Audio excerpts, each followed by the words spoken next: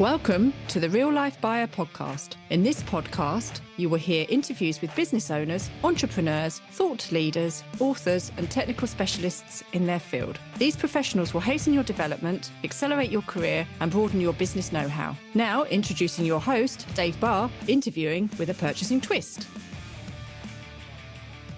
Hello, and welcome to the Real Life Buyer. Entrepreneur and business owner burnout is a significant problem and, of course, a concern. Many of the baby boom generation who have dealt with the pandemic, Brexit, and now global economic and political unrest have had enough and are selling their businesses. The question is, how many would reverse this decision if they could reduce their stress and workload significantly? My guest today is Cesar Hasselmann, having over 20 years of experience in business strategy, acquisitions, succession planning, sales, marketing, and business development. Cesar is a highly successful serial entrepreneur, author of The Life Breakthrough, a coach and business consultant, and the mentor of the Queensland Government Mentoring for Growth program. Cesar is the founder and CEO of multiple businesses, one of which is AMH Consultancy, formed to support small, medium, and family businesses. Today, I wish to explore some of Cesar's methods, practices, and processes that identify prime areas for business improvement, improved marketing returns, leverage supply chains, and emerging technologies to deliver repeatable and scalable business growth and profit in less time. So, without further ado, I welcome Cesar onto the podcast. Hi, Cesar. Hey, Dave. Thank you very much for having me. Thank you guys for listening to us. How are you? Very well, thank you. And I think we need to let the audience know we have a first on the Real Life Buyer podcast today, where we're having an interview where Cesar is sat in his boat at the moment, enjoying himself. Yeah, we try to, right? I live in Australia, so in the north side, which is Queensland. So we try to take the benefit of the outside world. So Superb. Well, congratulations on a first. So let's crack on.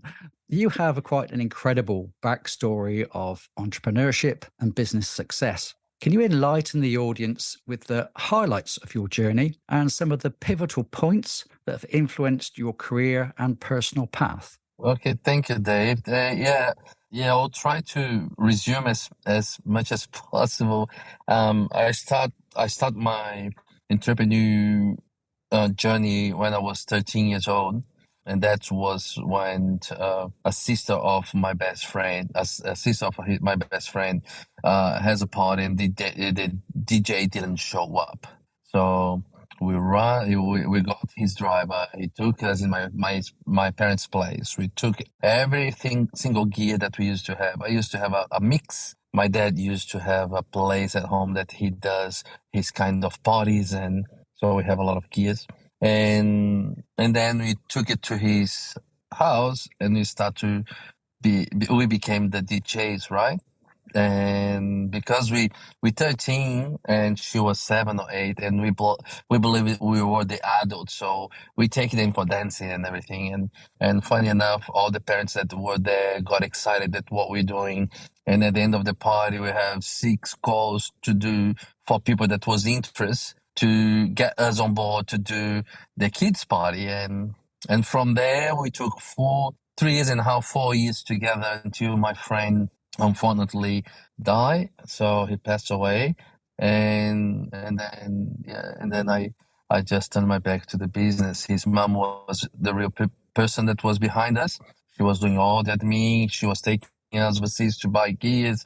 She was managing the money. So really, that was the taste of how can you make a business enjoyable for yourself. It was not about money. If you ask me what was our turnover, no idea. But I'll tell you, our turnover was trips. Our turnover was nice moments together, calling each other in different parties, having sometimes in a weekend 6 to 7 parties, buying gears, cars, talking to adults as a business owner. So that was joy. And then fast forward to my 18, 17, I had other business, and we have a crash. I used to have a distribution center, and we supplying for supermarket and gas stations, head offices, and single businesses products. And then the auto products. We brought to South America the first frozen pizza that South America has received, and I start to sell through Shell head office.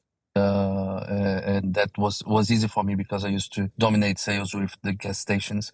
And yeah, so unfortunately on that stage we have a president who took the money from everyone with the excuse to pay the international debt. And at 17, 18, from making a lot of money, having good rides, I start to negotiate with banks and with clients because the whole process in my country would turn from the industry needing to make money. They were trading the invoices of orders that never exist to be able to survive. So who paid the price is the middleman, because the middleman is the responsible for the orders, and the orders never existed. So good clients, banks give you money, they buy your invoice. So was a big journey, was a big learning. I went back to the market, started to work for Coca-Cola, PepsiCo, with sales as well. And then from then I went to marketing company, a big one. And from there, some windows, doors opened for me, and I start to have a IT marketing company doing SAP systems. And we grew from 3 to 120 employees in less 2 years and a half. I have made some good partnerships along the way, and that allowed us to grow. And then in that grow a lot of learning curve. So if you grow your business without being prepared, you will gonna suffer next 2-3 years. Some problems you might not gonna be able to resolve anymore. Some problems you do, but the joy that you have for your business might gonna finish if you're not really set for growth. And then in some stage I have decided to get out of the game. It was not about the money anymore. It was about happiness, family. And then I took one sabbatic year and I came to Australia. The crisis was arriving. A lot of things was going on. I'd say that year supposed to be a bad year for everyone. And so this is the year for you to have a break. And I tried to fix my personal life. And I chose Australia to come and spend 1 year thinking about how I'm gonna restructure my life, because I don't like my business anymore. I don't like my business partners anymore. My personal life was not going well. I have a son that I spent too little time until he was almost 6 months old. And I say I would like to watch my son grow. I would like to be part of his life. And I know that with my journey so far, working 70 to 80 hours a week, that never gonna happen. And in that year I fell in love and I found my way into Australia and I never turned back. So and in Cool. here we have a different journey. I don't know if you'd like to ask something, Dave. I don't want to. Yeah, sure. Let's dive into some of the challenges that are facing businesses at the moment. And I'd like to understand, as I mentioned in the intro, the approach about how you go about helping them. So, obviously at the moment they're struggling, and they'll come to you and ask for you for some support, and hopefully you'll engage with them. But you must go about a process of determining their health, the opportunities that may be available for them, the problems that perhaps they are struggling to deal with. So what is the kind of process you work with to engage with small and medium-sized, family-sized businesses to determine what they need to move forward? I spend a good time with no financial commitment to understand if we're a good fit, Dave. I take the time for them to get to know me, and I take the time to get to know them, because what we're going to do together is a deep journey, is no superficial, shallow fixing. We don't do band-aid fix whatsoever. And majority of time, and maybe 90% or more of the time that I sit down and talk to a business owner, that they come with a problem, that's not the real problem and they cannot see it what it is. And that's the reason why I double check, because they arrive with say, hey, I need this and I need that solution. And usually they are very shallow, they're superficial, and they might gonna keep them going down under the place and path that they don't want to. So I take the time. In this process, we talk frankly. I try to get all the questions that they don't want me to ask. I try to get the answers that they don't want, give it away, because of trust. It's a relationship, is exposure, maturity in business. So I try to understand all those levels that they are not directly attached to the business need itself, but they actually will give both of us or three of us, depends how many business partners you have, depends if you have board members, depends if you have shareholders, whatever. If we don't understand the whole process and how they are, those processes of people are linked, is nothing that really you're gonna do that's gonna resolve your problem. You do not have a band-aid situation. Then once we can arrive there and we can see that, okay, I believe this could be your need, and I believe this could be the what you need to look in the mirror really and see if I can, if Caesar is telling you it's real what you need, and then if they can sit down and see, yeah, what Caesar is saying, it is what we need. Then we start to talk about, okay, let's engage each other, let's move forward. But until then, is no one penny charge from my end. Is as much time we needed, because I will not never charge anyone that I cannot add value to, and I don't want anyone to come on board with me if I cannot see that they are prepared to. So it's a both way avenue, and then I can really help and make them grow and fix the things quicker. But if they are not on the right spot, if they still have big issues with egos, if they not trying to see the reality and they want to do something, that will be not with me, because I know they're gonna throw money away and they're never gonna get the results. I want to be the first one, the best one, and the biggest one in the industry, in the area. And I cannot do that if both of us not facing the reality truth. Yeah. Some good points there. And some of the key things I think you mentioned is the importance of the relationship, the honesty, the frankness you mentioned, the fact that you're asking lots of questions. You're trying to tease out the real root cause, perhaps, of the problems. And it sounds like quite a few clients make an assumption of what they think is the problem. But the reality is, with your expertise, you can really dive deep into the things and get people to face some facts that perhaps they're uncomfortable with, I guess, during your process. So you really get to the issue, and then you'll recommend what actually needs to be done, hopefully, from that. And obviously you've got a meeting of minds, shall we say. That's right. And I'm very clear to say, I'm not your man. Don't spend money with me. I tell my clients, when we arrive in a level of maturity from the business and they not exciting me anymore and they don't need to keep paying me, sometimes they want to keep paying me just as a goodwill from the place that they come for the place that they are. So that's the stage that I need to tell them that we need to go, and that's okay. Because I believe with that routine, for them is better. We always engage each other again, in the future when they're ready again.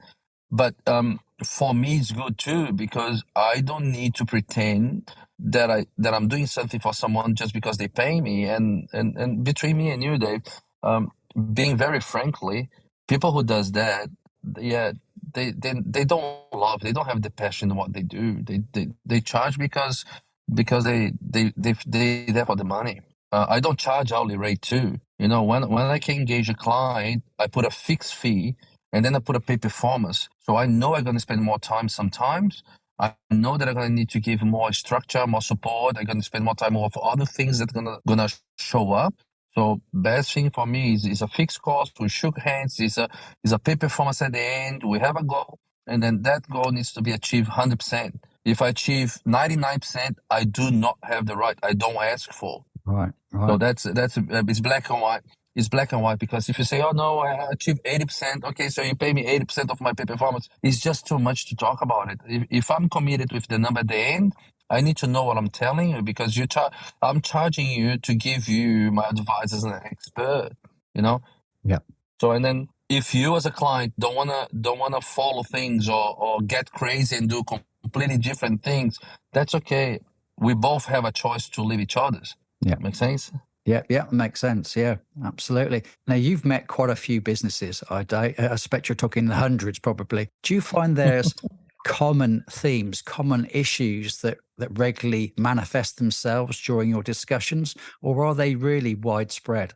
No, I believe the biggest problem is, okay, I cannot say problem. When you have a passion or when you know too much what you do, you stuck in your own bubble in the way to do it because it works.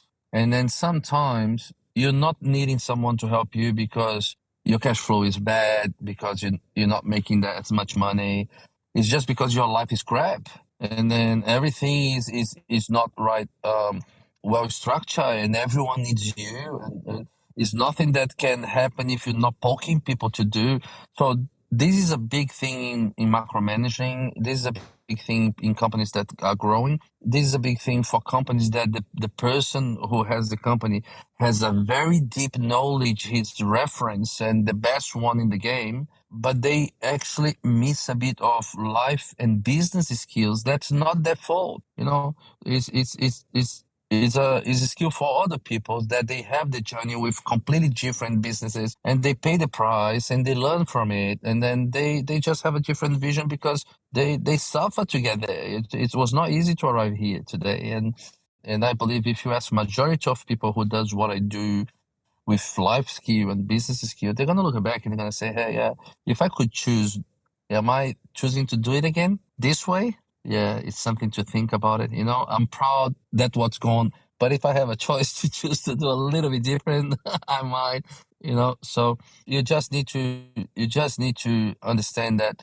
if everyone around you, you think that everyone around you, it's wrong, you cannot trust, it's very possible that you are the problem. Right, right. Right now, the world is obviously becoming extremely competitive. It's always getting more and more difficult to do business. And therefore, small businesses may not have the leverage, the budgets to be able to market themselves, to break through the challenges of becoming something that somebody is aware of, a brand that people are aware of, because there's so much competition. Now, when you're small, obviously you haven't got the money, that's quite difficult. How do you go about guiding these businesses to attain the best return on their marketing efforts in both time and money? What's the best way of going about getting yourself out there as a business? It depends. It depends what you sell and for who you sell, Dave. And I believe if you talk about products that you can put in stores, you have 10,000 different ways to do it. There's no excuse if you have marketing or no marketing budget. If you today the space on people's business, that's the value, you know. So if you create a way to sell your product that you save, but you give people stock that you can manage, and you put them in 50, 60, 100 stores, you will going to start to go online. But a lot of people, they have this idea that, okay, I need now to promote, I need to spend money with this media, this media, this media. That's actually truth if you have the money to do so and you'd like to scale. But if you have a product that you can sell locally and you can sell surrounding you, if you still have the little bag, a sales page, and you have a stock that you can invest on, will make you much more money than marketing. Because if you just have a good place that people can find you online, and you have a good campaign that people can see as a good product, and you have a good service, you make deals with the stores that you can see that has the people that you need that buy your product. You shake the business on the hands, give them no cost solution, make profit. You will make more money in this way than you're going online on today. And then once you want to scale, then you go scale. So you can use your stock as a benefit. Make sense? Yeah. So would you say that it's more important the relationships that you build with other businesses, other people? Is word of mouth the most powerful asset you can have? You know, that people's emails and such, so you can contact them directly. Is that more important than releasing a video or something every day on social media? It depends which level of your business you are. But yes, if you start up, you don't know where to go, you don't have a budget, but you have a product and you have a stock, that's for sure 100% the way to go. That's the easiest way for you to go. You don't need to spend $10,000 in advertising that you don't know where you're going and hoping that someone's gonna buy it. If don't do that, if you have $10,000, you put an extra $10,000 in your stock, and then you make a partnership with the stores. Each country has a different law that allow you to consignate, and I don't know if this word works in England, but it means that you put your product in somebody else's shelf, and then you tell them the sales price is $10, you know. So once they sell, they keep it 3, you get 7, and they have no cost. And every week, every month, whatever is the turnover of your business or your product, you go there and you keep the stock high. Because what's going to happen is you're going to keep selling until the day that you can tell the same owner, say, hey, now I need pre-orders from you. You know that you make this much money from me. So you sold 200 of my products the last 6 months. So I will make it for you a discount of 20% on the price. Instead of you keep 3, you keep 5 or whatever. But now you need to pre-purchase. You already know the product's good. The products already have a turnover. We already have the word of mouth around you. So that's the way you build in the best way, because you can control, you can walk, you can decide. You don't need to ask for referral. You don't need to spend thousands of dollars. It's about your shoes, your time, and your product. So I still believe this works. Yeah. That's quite interesting. You're talking about, obviously, your negotiation tactics, the incremental changes that you're making in your relationship with perhaps some big buyers. You may be a small business and you're trying to sell to, let's say, supermarkets. I guess it's really difficult, obviously, first to get into the supermarkets, but then to scale up with those supermarkets and negotiate with them. We all hear about farmers really struggling to get decent prices for their products and produce. Now, what would you suggest to a small company when you're faced with a behemoth of a supermarket chain that are really trying to hammer you on your sales prices? So if I was, we're changing completely the way to see products in market, right? Because supermarket is a different way. So supermarket choose volume and market share, right? The competition that you have is the space that you have inside the supermarket, and depending which part of the supermarket your product is a premium or not. So it's all of those things that come together when we talk about supermarket. And the other thing is you have the promotions. So the supermarket would like to put the newspaper, do those things, and they ask bonifications. They ask for product. For them, product is money, and it's more money because they buy cheaper than if you give them marketing money. So if I were a farmer that have a lot of products that I'm selling for a supermarket, local one, first of all, we're gonna check how many people needs to supply the same thing to keep the market stock on. If they need more than what you have around you have a good game to play. Because at the time that everyone offers everything and you offer a little bit less, you might can charge a little bit more. That's one point. But the other point is don't offer 100% that you have.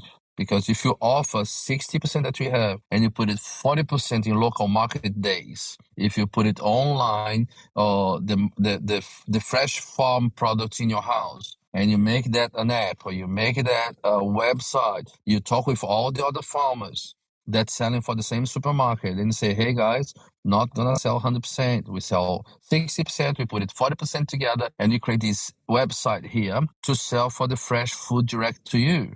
And then you create something. You can do that independent. You can, and again, flyers work a lot for this kind of thing. If you are a farmer and you sell for people who go to supermarket, if you put a flyer in their house telling them that you have your product, that they just need to call, go to the website, they have the same quality or better quality that they buy on the local supermarket, and for sure fresher, because you can give next day, and you're probably going to be a little bit cheaper than the supermarket, or you can charge even more because you can entitle organic, right?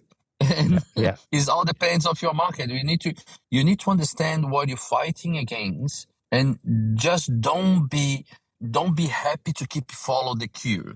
Because that's what makes you don't need to sell 100%. Of course, yes, maybe if you have your bills and you in that cash flow, you're committed with the whole process and you're addicted to it, will be more painful. But you do have a way to do it. Yeah. Now, I like to look at it now from the other view is you're a small business, you're trying to get your products out there, you've got a low level of leverage with your suppliers now, and you need to get your costs in check. You need to build a relationship with your suppliers and make a profit. Now, what kind of message, what kind of suggestions do you give your clients that are those small to medium-sized businesses that are struggling to negotiate with the big suppliers out there for the materials or the goods that they need? Projection. Usually consistent in volume gets you where you want it. So if you Instead, you buy for this month, buy for the year. Instead, and then you don't need to pay but for the year. You can keep the same thing. You're just doing a different negotiation. If you buy 10 every month, you buy 120 for the year, and then you just negotiate. But then if you can change the way you're buying it, because if you put in P0 day one, okay, this year I'm gonna buy 120. You committed for 120 for the year. But if you buy every month 10, and you're gonna end up with 120, the price will be different. Yes. So I believe that's one of the points. The second point is logistically, you know who live around you. If you're a farm or if you have a product in a specific gateway in the city, that you have other products that they similar sales channel as yours. So you do have a bulk power. You just need to talk to more people. You cannot believe that you're going to get away out of it without talking to others. You need to understand that what's hurting you, hurting others. And if you're ashamed of it, that will be hard for you to find a solution. Okay. Now, what we're talking about again is relationships, both with suppliers and buyers. Now, what do you see are the key skills that are needed to build, hopefully, long-lasting, positive commercial relationships? Can you share any examples of where you see best practice has resulted in significant results for you and your clients? Oh, that's for sure. The problem with the power of buying is we get a little bit cocky, and that impacts on the supply chain. So if you understand that the supplier is supposed to be the first one to get paid because they have a power of multiplication, your supplier has the channel in the hands. They know everyone to sell and buy your product. So if you have a good relationship with them, if you're a good payee, if you pay them on time, if you always support them, I'll tell you, at the time that you need help, they'll be the first one because they love you. You're going to be the top 10% of people who's doing that. So they're going to dump 90% to help you. Yeah, it's really interesting. I certainly hear lots of small businesses facing almost the opposite, certainly with the big boys, where they will hold back their payments and they'll really drip feed the money through to these suppliers. I was only talking to a supplier yesterday, had that very problem. He's dealing with a very big customer and they're one of the worst payers for him, and that affects his cash flow, his business, and they really do struggle. But as another small company, they'll always pay on time. They'll always be reliable. So he'll give the best possible service, obviously, the people who support him and his business. That's completely right. And then aside of that, you create a personal trust relationship. So I bet you, if you go to your suppliers, if you're good at paying and you go for your supplier and you ask them, hey, I need to grow this, or I need to take my products from those guys and then took for another guys, do you have the channel for those guys? They will make it happen for you. They will help you to make that happen, because they probably they're suffering for the same problem on the other way. I'll give you an example, a simple example. I have some properties Airbnb. Airbnb just changed the rules right now, right? And I have booked for the whole year, good profitable thing.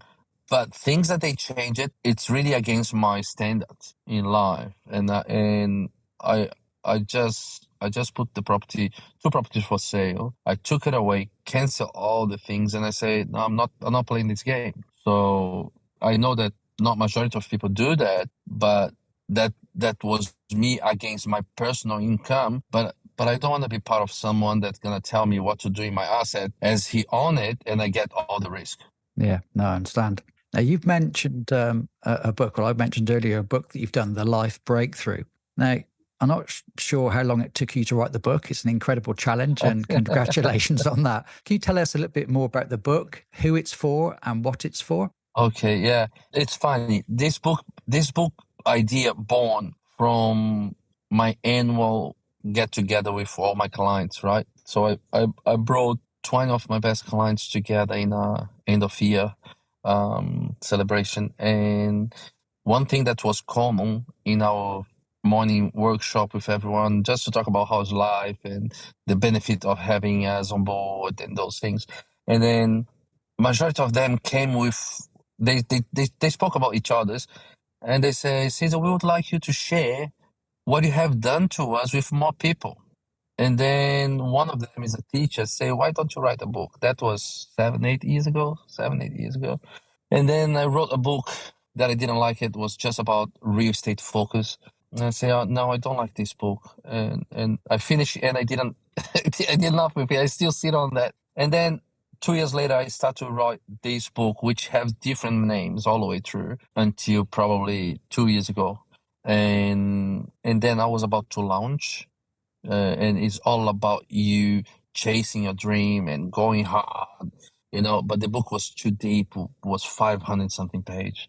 And then COVID arrived, and I was aware that my book was not, was good for me, but I don't believe anybody else was about to understand. And then when COVID arrived, I just say it's not about being the best anymore. It's about surviving. And then I read my book again and say, I have 5 books in one book. I was all over the shop in different messages, and COVID allowed me to reflect about it and take the good out of that.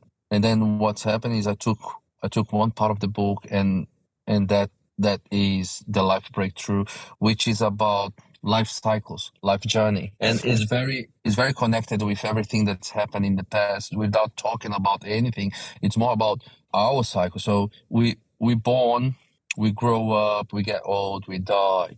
So the same thing happens with our academic. We go to the prep, we go to the school, university, post-graduation, whatever you wanted, and you go for work. Same thing for work. So we start to work, we start to make money, we start to pay bills, we start to get bigger toys, you start to do things fancier, or you crash. Same thing with life, with your relationship. You start with boyfriend, girlfriend, and then you get married, and then you have kids, and then you grow, everything bigger, get old, then everything start to shrink, and then you die.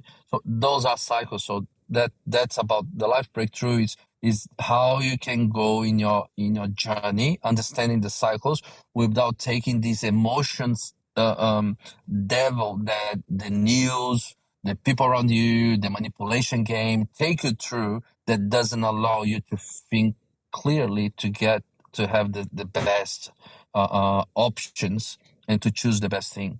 And the other thing this book brings you is, if you're not good enough for yourself first, if you're not healthy, if you don't have more than what you want to give, don't give it. Because if you look at the trees, when the tree is sick, you don't have fruits. They're trying to survive. The same with us. So that's what the book's about. So 7 chapters, you're supposed to be able to read in 2 hours and a half, something like that. You have reflection every end of every chapter has a reflection questionnaire for you to be able to reflect about it. Take the goods from the book and forget about me and my book. Get your own life breakthrough and do the best what you can. It's a wake-up call. Okay, that's great. That's great. So before I ask one final question, where can people find out more about you, your company? What's your social media channels? Where do people search for you? Good. So I believe LinkedIn, Instagram, Cesar Hasselmann. You're going to find me. I have a website, Cesar Hasselmann. I change everything because I was a man behind the scenes until I decided to write my book. My book changed my whole thing. And now I'm really going to officially launch my book just in the middle of 2023. But it's already there. I already have it on Amazon, but I'm not doing anything with that until 1st of July. I would like to start the financial year properly. But if you'd like to have it, more than happy to send to you. And if you'd like to find something about me, Cesar Hasselmann, you're going to find me on those medias. Brilliant. Thanks for that. Now, one last question. I'm sure you're seeing it now. There's an explosion of AI, machine learning, all this online stuff that replaces human brains, should we say. Now, where do you see this technology becoming a positive impact with you and your clients? Have you got any particular stories or thoughts about how we're going to adopt this new technology and make it work for us for positive benefits? Yeah, I believe it's crazy what the AI can do. But it looks like, that beautiful horse that you can see it, but nobody can use it. So it's hard for you to dominate AI on those days. And I believe it's a lot of good things and bad things. I don't know. I have some people who works in a high level Amazon, and the whole company has to stop to use the AI because they are stealing information from. So it's a big white elephant in the room now. You have so many goods, but you probably have 2, 3, 5 people that really can dominate whatever's behind that. So I'm saying be very conscious about it. Yes, will be a completely change in games in a lot of industries, but the good thing that we have learned with internet, because internet was a big thing when they launched. And then after that, we have the telecoms, and you have the satellite telecom. So when they launched the satellite, I don't know if you remember, so it was amazing, but the technology was too ahead of the game for people to be able to use. So AI, I believe, is in that phase. They have a very good product. It's underlined works, but I believe is a little bit ahead of the game still for us today. And I believe when it start to click it in, will be a will be making the whole history turn much faster than what it is today. But I still believe that we're not 100% ready for them. Brilliant. Well, that's great. Thanks very much for today's interview. Certainly for taking the time whilst you're enjoying yourself on your boat. Superb. Really cool interview there. Thank you for that. No, it's a pleasure. It's a pleasure, David. I love what I do, and talk to you and share things with people that can get away from the rat race or those painful journey that you don't have many people to talk to.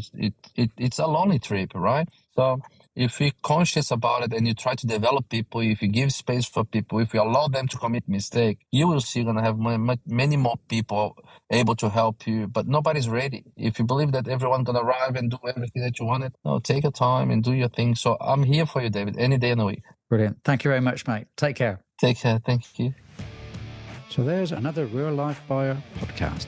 I do hope you enjoyed it and it's given you some ideas and inspiration for greater action and achievement. If you are a purchasing or a supply chain professional, business owner or director, come and join my Facebook group, the Purchasing and Supply Chain Community Hub, a safe place to engage with like-minded, friendly people.